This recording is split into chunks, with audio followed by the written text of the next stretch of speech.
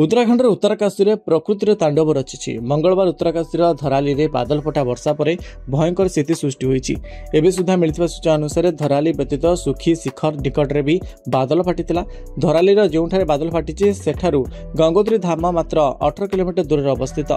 यह स्थान भारतीय सेना हर्सिल कैंप ठार प्राय 4 किलोमीटर दूर अच्छी। सोशल मीडिया वायरल वीडियो स्पष्ट जना पड़ुछि जे मात्र 34 सेकेंड रे धराली आवासिक अंचल भयंकर बन्या आसला।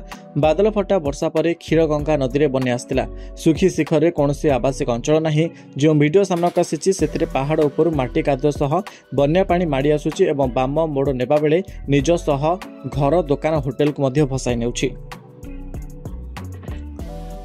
क्षीरगंगा नलर पानी भागीरथी मिशिछि। प्राय 13.5 एकर अंचल प्रभावित होइछि। प्रबल स्रोत सामने थिबा घरगुड़िक सबुठ अधिक क्षतिग्रस्त होइछि।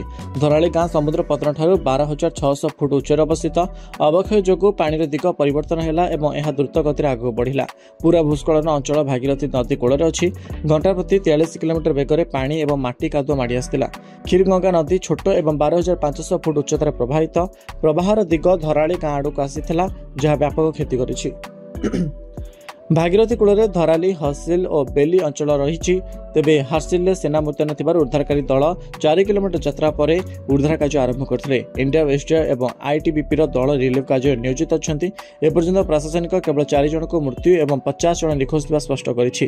किंतु सामना को आसिथिबा प्रलय दृश्य अनुमान करा जाउछि जे यह बहुत बड़ होई पारे। ब्यूरो रिपोर्ट निश्चर्त न्यूज।